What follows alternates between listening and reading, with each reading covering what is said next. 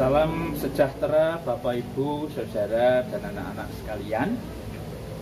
Saat ini kalender GKJW masuk dalam kegiatan bulan pembangunan GKJW. Setelah peristiwa pemboman Hiroshima dan Nagasaki oleh tentara sekutu, maka pada 10 Agustus tahun 1945 Jepang menyerah kepada tentara sekutu. Maka semua tawanan tentara Jepang yang ada di Indonesia dibebaskan, termasuk para pendeta dan warga GKJW yang saat itu menjadi tawanan Jepang. 17 Agustus, Soekarno-Hatta memproklamasikan kemerdekaan Republik Indonesia, serta pemerintah mulai berjalan dan proses pengeluaran tawanan Jepang berlangsung, sehingga para tawanan termasuk pendeta GKJW boleh kembali ke asal mereka. Saat itu GKJW pada zaman Jepang mengalami awan kelabu, tapi kemudian dibebaskan oleh Tuhan. Dan itulah yang kemudian pada bulan Agustus tanggal 6 sampai 9 tahun 1046 diadakan pertobatan GKJW dan kemudian menjadi hari pembangunan GKJW. Mari kita bersama-sama sebagai anak-anak Tuhan Yesus, warga GKJW, memuliakan karya Allah yang sudah kita alami bersama ini. Kita wujudkan kehidupan kita dengan menjaga imunitas tubuh kita dan juga iman, pengharapan, dan kasih kita. Kita mengawali persekutuan kita pada saat ini dengan menyanyikan Kidung Jemaat nomor 57, bait 1 dan bait 2. Yesus, lihat umatmu.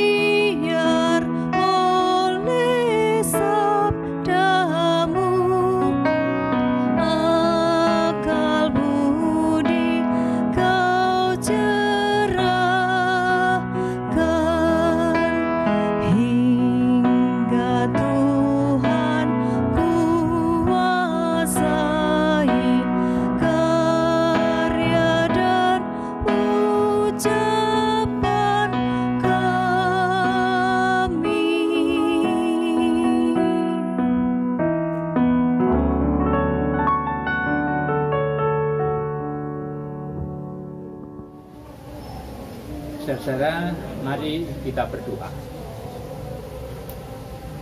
Bapa yang Maha Kasih, kami bersyukur karena kami boleh membangun persekutuan di rumah masing-masing sebagai bagian dari GKJW Jemaat Blitar. Kami rindu akan sapaan Tuhan. Hadirlah berfirman, kami anak-anak-Mu mendengarkan-Mu. Kuasai hati pikiran kami, jauhkan dari godaan mara bahaya, sehingga kehendak-Mu boleh kami mengerti. Dalam Tuhan Yesus semua kami mohon.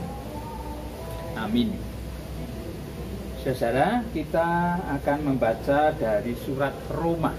Surat Roma pasal yang ke-9, pasal 9, ayat 19 sampai 29. Yang demikian dinyatakan kepada kita. Sekarang kamu akan berkata kepadaku, jika demikian, apalagi yang masih disalahkannya? Sebab siapa yang menentang kehendaknya? Siapakah kamu, hai manusia? Maka kamu membantah Allah. Dapatkah yang dibentuk berkata kepada yang membentuknya, mengapakah engkau membentuk aku demikian? Apakah tukang periuk tidak mempunyai hak atas tanah liatnya untuk membuat dari gumpal yang sama suatu benda untuk dipakai guna tujuan yang mulia dan suatu benda lain untuk dipakai guna tujuan yang biasa? Jadi, kalau untuk menunjukkan murkanya dan menyatakan kuasanya, Allah menaruh kesabaran yang besar terhadap benda-benda kemurkaannya yang telah disiapkan untuk kebinasaan, justru untuk menyatakan kekayaan kemuliaannya atas benda-benda belas kasihannya yang telah dipersiapkannya untuk kemuliaan, yaitu kita yang telah dipanggilnya bukan hanya dari antara orang Yahudi, tetapi juga dari antara bangsa-bangsa lain, seperti yang difirmankannya juga dalam kitab Nabi Hosea, yang bukan umatku akan kusebut umatku, dan yang bukan kekasih, kekasih. Dan di tempat di mana akan dikatakan kepada mereka, kamu ini bukanlah umatku, di sana akan dikatakan kepada mereka, anak-anak Allah yang hidup. Dan Yesaya berseru tentang Israel, sekalipun jumlah anak Israel seperti pasir di laut, namun hanya sisanya akan diselamatkan. Sebab apa yang telah difirmankannya akan dilakukan Tuhan di atas bumi, sempurna dan segera. Dan seperti yang dikatakan Yesaya sebelumnya, seandainya Tuhan semesta alam tidak meninggalkan pada kita keturunan, kita sudah menjadi seperti Sodom dan sama seperti Gomora. Saudara-saudara, tema renungan pada saat ini, masih adakah harapan? Masih adakah harapan?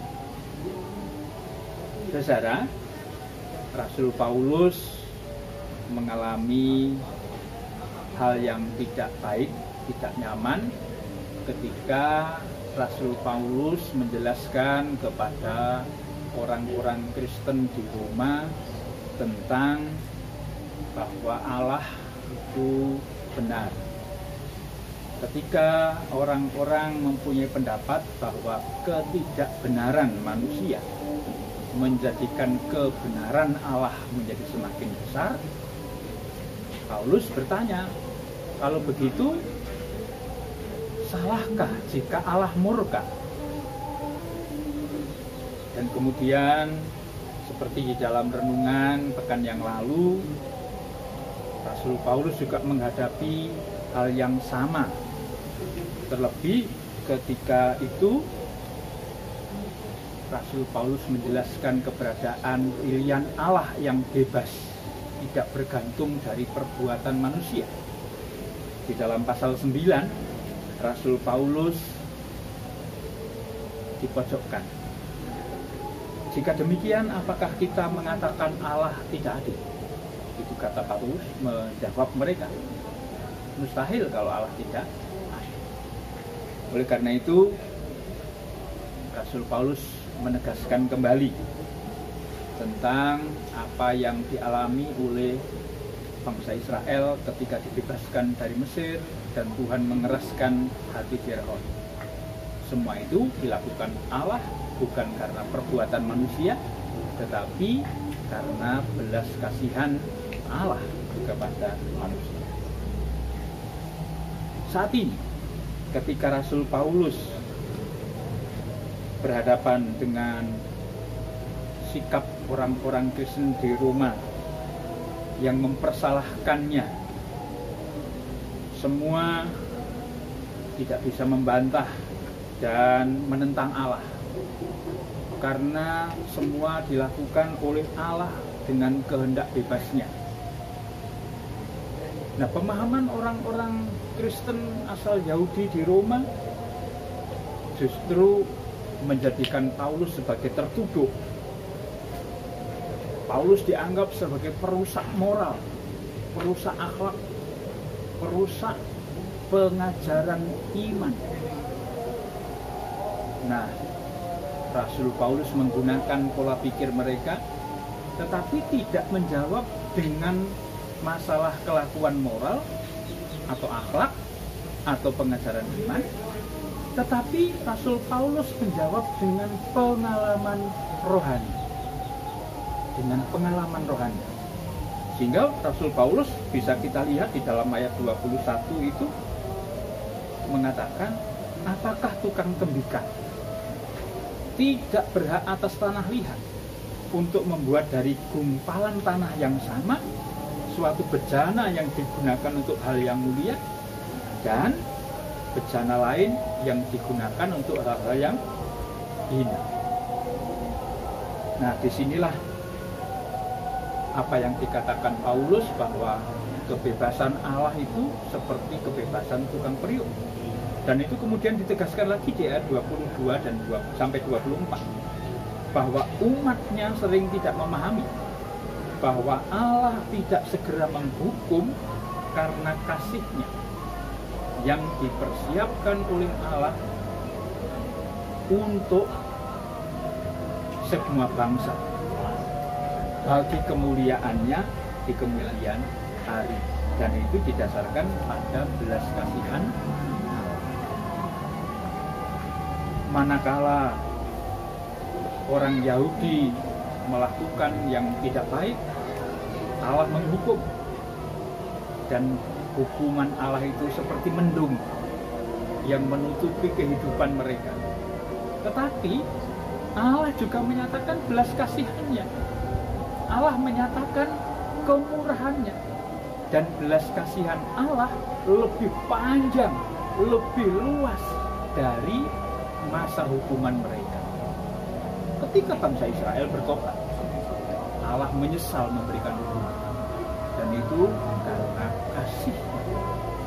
Nah, saudara, oleh karena itu kemudian Paulus mengutip perjanjian lama, baik dari kitab Hosea, dari kitab Yesaya, untuk menjelaskan bahwa tujuan pemilihan Allah itu supaya kemuliaan Allah dinyatakan oleh umat pilihan. Kalau begitu, masihkah ada harapan?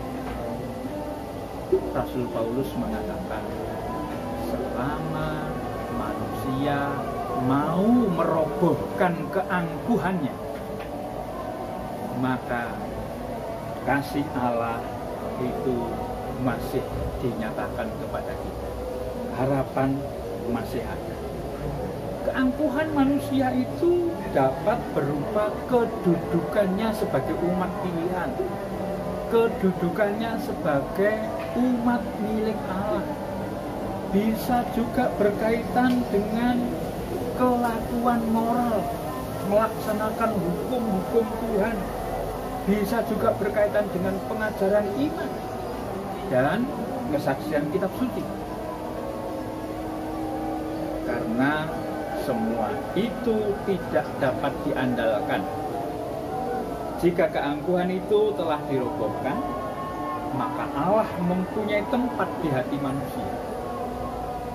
Manusia yang memberi tempat Allah di hatinya tahu bahwa hidupnya hanya bersandar kepada Allah sepenuhnya. Karena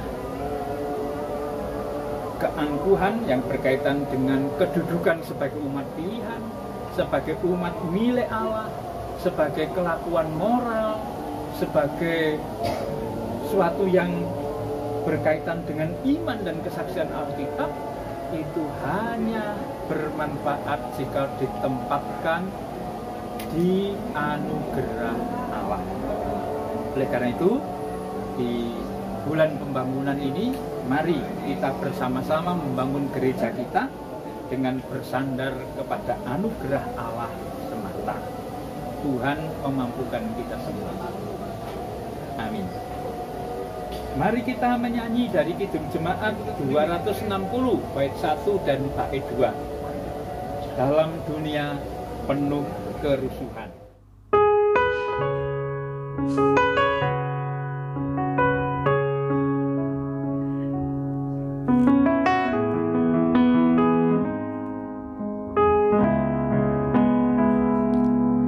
Dalam dunia penuh kerusuhan,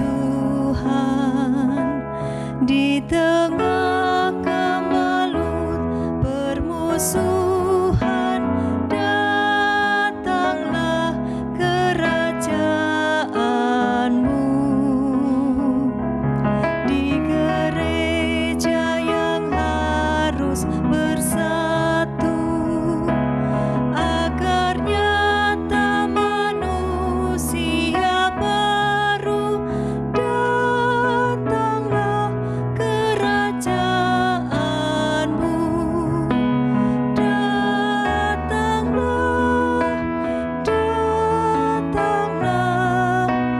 datanglah, datanglah kerajaanmu.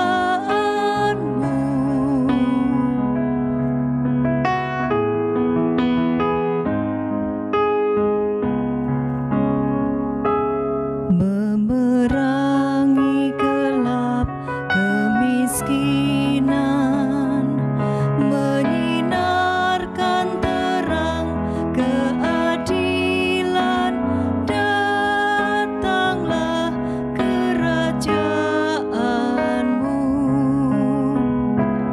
Di lautan, di gunung, di ladang, dan di bandar, di pasar, di jalan, datanglah kerajaanmu. Datanglah, datanglah, datanglah kerajaanmu.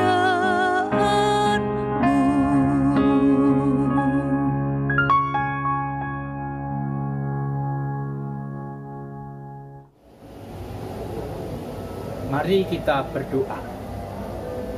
Bapa yang rahmani, mampukan kami terus-menerus dengar-dengaran akan sabdamu, bahwa Engkau memilih umat-Mu karena belas kasihan, bukan karena perbuatan baik manusia, supaya kemuliaan-Mu dinyatakan.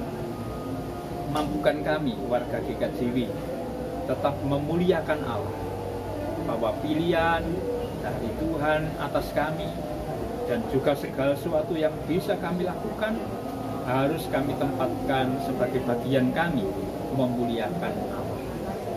Kami juga akan mengikuti perjamuan kudus pembangunan GKJW. Siapkan hati kami supaya kami layak datang di perjamuan. Kami mohon pengampunan atas segala kekurangan kelemahan kami. Berkati kehidupan kami, kehidupan keluarga kami, pekerjaan kami, dan di dalam pergaulan sehari-hari, supaya hanya kemuliaan Tuhan yang kami nyatakan dalam hidup ini. Berkati semua orang yang ambil bagian di dalam pelayanan gereja-Mu. Berkati setiap orang yang ambil bagian di pemerintahan untuk membawa kehidupan bangsa kami lebih baik lagi. Kami serahkan petugas keamanan, tugas-tugas COVID di dalam melaksanakan segala tugas tanggung jawabnya. Lengkapi mereka dan berilah kekuatan. Semua kami mohon di dalam kasih-Mu. Kalau malam nanti kami beristirahat, kami serahkan semua di dalam kasih Tuhan. Esok pagi Tuhan bangunkan kami dengan kekuatan baru. Semua kami mohon di dalam Kristus Tuhan dan Juru Selamat kami hidup. Maka damai sejahtera Kristus, kasih Allah Bapa dan persekutuan Roh Kudus menyertai kita sekalian. Amin.